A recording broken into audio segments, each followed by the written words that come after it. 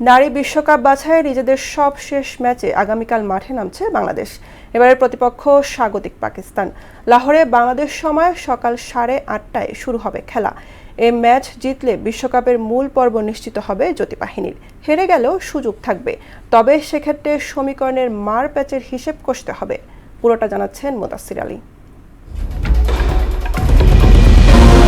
নারী বিশ্বকাপ বাছাইয়ে টানা 3 ম্যাচ জয়ের পর ওয়েস্ট ইন্ডিজের কাছে 3 উইকেটে হেরে ধাক্কা খায় বাংলাদেশ। একই দিনে নিজেদের চতুর্থ ম্যাচে থাইদের 87 রানে হারিয়ে সবার আগে বিশ্বকাপের মূল পর্ব নিশ্চিত করে পাকিস্তান। এখন পর্যন্ত পুরোপুরি নিশ্চিত না হলেও মূল পর্বের দৌড়ে পাকিস্তানিদের পরেই আছে বাংলাদেশ। বাছাই পর্বে এ পর্যন্ত রান রেটে সবচেয়ে এগিয়ে জ্যোতি বাহিনী। নিজেদের সবশেষ ম্যাচে স্বাগতিকদের ডুবাতে পারলে বিশ্বকাপের মূল পর্বের টিকিট কেটে ফেলবে টাইগ্রেসরা। হেরে গেলেও অবশ্য সুযোগ থাকবে, তবে তা নির্ভর করবে কিছু বিষয়ের ওপর। প্রথমত, খুব বেশি রান ব্যবধানে হারা যাবে না নিগার সুলতানাদের।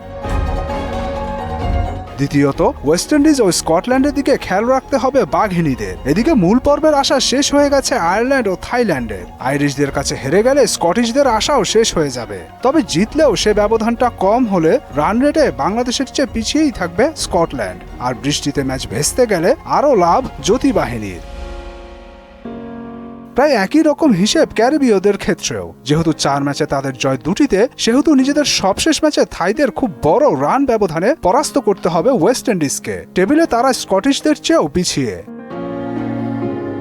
তবে এত কিছুর পরেও পাকিস্তানের বিপক্ষে জয় পাওয়ার জন্যই আপ্রাণ চেষ্টা চালিয়ে যাওয়াটাই শ্রেয় হবে নিগার সুলতানাদের। আর তা করতে পারলে বাছাই পর্বের চ্যাম্পিয়ন হয়েই বিশ্বকাপে পা রাখতে পারবে বাংলাদেশ।